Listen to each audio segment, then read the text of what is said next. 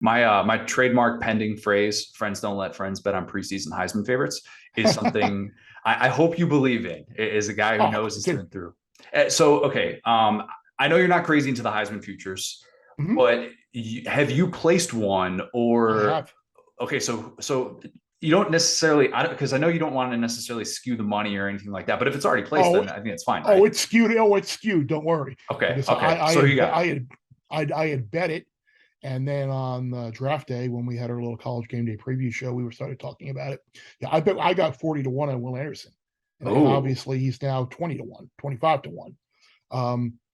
I think there are people who are like, oh, he's not going to win. Like Bryce Young, like, but yeah, Bryce Young's already there. What can Bryce Young do this year to exceed or even meet what he did last year without the wide receiver skill players that he had last year?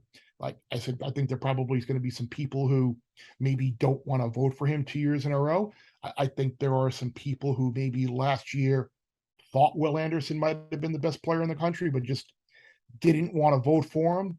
I think you look at Ohio State. The thing is, the other contenders, like you look at Ohio State. Sure, C.J. Stroud is going to get all of the hype, but there are going to be some people out there that think Jackson Smith and Jigba is the star of that team, or yeah. Trevion Henderson is the star of that team, and you might have a little 2002 Miami type deal where you've got multiple guys splitting votes.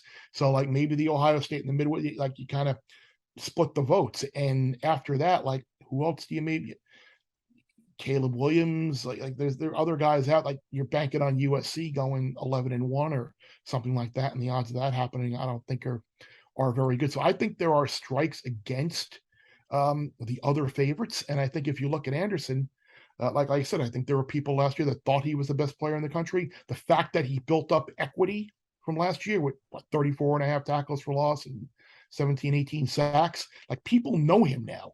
Aiden Hutchinson was second in the Heisman Trophy voting last year. So it's clear defensive guys are getting more recognition now. So yeah, I played Anderson at 40 to 1, and that's the only Heisman bet that I have made to date. And that's probably the only Heisman bet I will make for the time being. Yeah, because you don't do the midseason thing, right? Because they get so ahead of that, and by the time you're onto it, somebody else is. You're better Mm-hmm. off just with the dart throw. Otherwise, it feels like you're just kind of lighting money on fire. Right.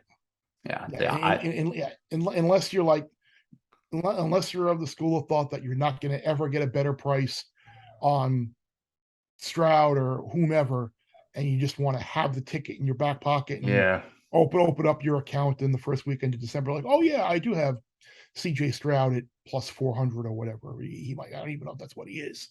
But yeah, I'd rather wait and see how things go. I mean, unfortunately, injuries factor into this so often, team records factor into this so often. So I'd just rather wait and take a little bit, at least on one of the favorites, wait a little bit, take a little bit worse of a price with a much better chance of winning.